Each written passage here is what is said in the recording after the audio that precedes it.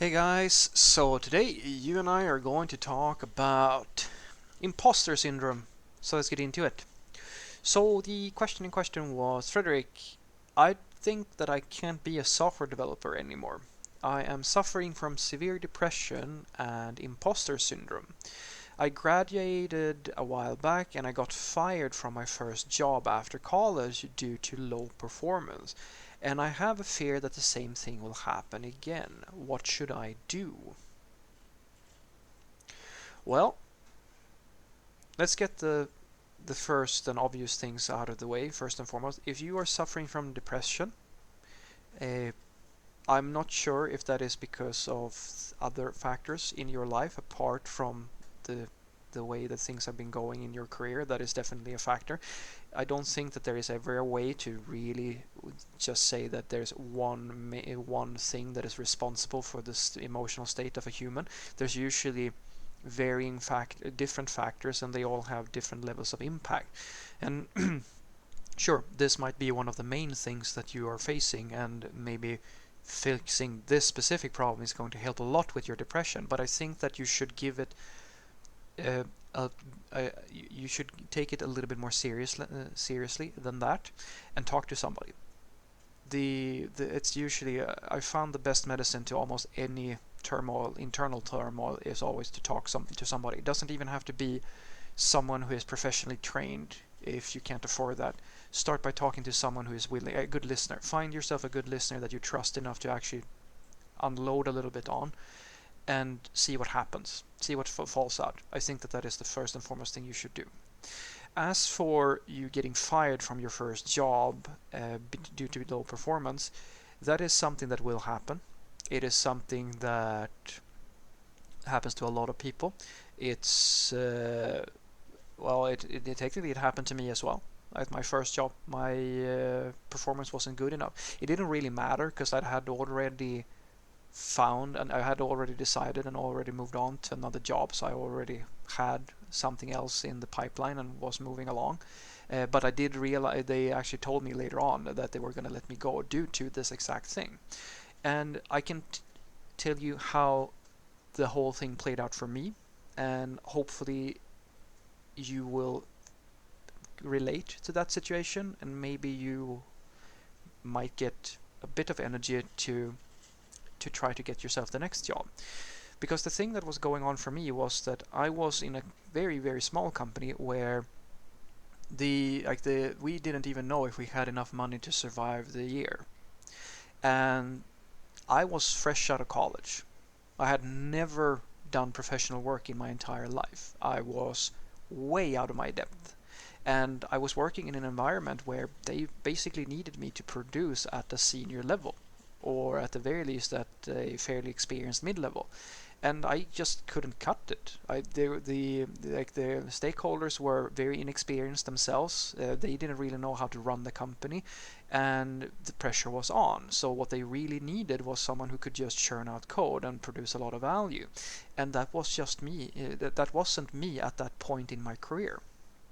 So what I did was that I thought to myself, okay, I need an environment where I can take things a little bit slower, and an environment where I have access to people who are stable, like senior coworkers.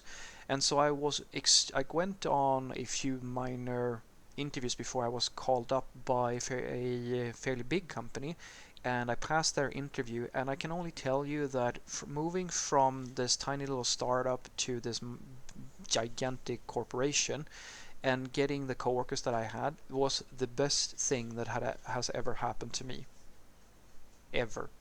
I can't really, I can, it I will credit that change with practically making my entire career. I am the developer I am today because of what happened. I'm not even sure I wouldn't be half the developer I am today if I hadn't made that switch. And the thing I want you to understand is that being fired from a job or not making it in one company, that doesn't mean necessarily that you can't make it in the next one. And you always have only one choice, as I like to say. And this is how I live most of my life. And that is that you have the choice of sitting down and feeling sorry for yourself, or you can get busy and start working towards something new or towards the next thing. And you need to do a little bit of both. I don't think it's not healthy to tell people that you should never feel sorry about for yourself, or you shouldn't be able to collapse. You should. If you want to sit down and cry and you want to feel really shitty for a little while, do that. It is basic human therapy. It's the thing that we've been doing for hundreds of years before we had therapists. Crying and feeling sorry and feeling like everything is shit is a way for you to deal with a lot of the stress and anxiety. The thing that is important is that once you have gone through that process and you have felt really bad for a little while, at some point you should start to feel a little bit better. You should start to feel like, yeah, fuck those idiots, or like whatever. You should find some mechanism. It's a very popular mechanism for people, is to start hating and like blaming the people that you used to work for, that they're idiots and so forth. And then that should give you the boost to start standing up again, dusting yourself off, and continuing to the next thing. And that is the thing that I really think that you should try to do now. Because the thing that you have with the imposter syndrome, that's not going to go away until you build up your self-confidence. And in order for you to build up your self-confidence, you're going to have to get further up on what I call the scale. The scale is, there's probably a more, like, I'm not a psychiatrist, I'm not a life coach, I'm nothing like that. I can only give you what I've found from living my life, and that is that the scale is the thing that determines most of how people feel on the inside. And the scale is something very subjective. Everybody has their own scale, which is just a value system where you feel that you are in different areas. It can be in love, in money, in social status. There can be all kinds of ranges, right? In comparison to other people or to other factors. It doesn't have to necessarily be people, just other things. You know where your spot in the world is, your place in the universe. And the higher up you perceive yourself being on that scale, the better you're going to feel. The higher your self-confidence is going to rise. And imposter syndrome is usually directly correlated to the fact that you feel like you don't really know what you're doing, you feel like you're like a worthless developer, you feel like you can't produce, all of these sorts of things.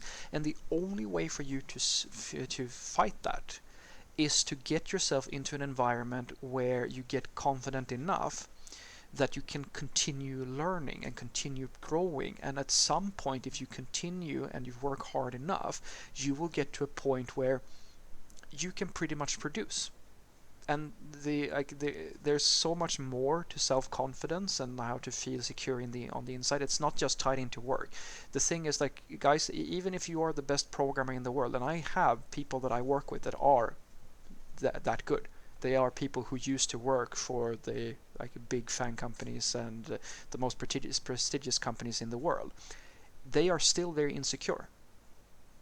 And just because you're a great software developer, that doesn't necessarily mean that you're going to feel perfect on the inside. There's more to it, but I can't cover all of that in a video, and I'm, honest to God, probably not qualified to give life lessons on a YouTube channel to a bunch of people. So what I want you to take away from this is that if you are suffering from depression, make sure that you talk to somebody. It doesn't necessarily have to be someone with professional training, although that can definitely be something you should consider, especially if you have very severe issues. Remember that depression is best shared. Share it with somebody that is willing to listen to you and have them help you reflect a little bit. Just have them rubber duck with you, basically. Emotional rubber ducking. And as for getting fired from your first job, get in line. Every single person that I know has had issues. Even the best programmers that I work with started in various roles or had issues finding their first job, and in some cases they got fired. Yours truly included. It happens. And the thing that you have to do is the same thing that you always have to do. Feel sorry for yourself and then stand back up again and go and do the next thing. Because that's the only thing that you can really do if you want to continue becoming a software developer at the very least. Or you can of course pick another profession, or you can pick a different route in life. But even if you do, that choice is always there. Whenever things get rough, that is always what's going to happen. Because just sitting around waiting, well, that might work, but it's less likely to work than if you try to work towards a better future for yourself. And that thing, working towards the next thing, is the main contributor to dealing with imposter syndrome, because self-confidence comes from your sensation of achievement and accomplishment, and that is usually tied into where you feel that you are on the scale. Where are you in comparison to the rest of the world? Do you feel that you're doing pretty well, or do you feel that you're not doing so well? That is the thing that is going to dictate most of your internal state. Have a great day.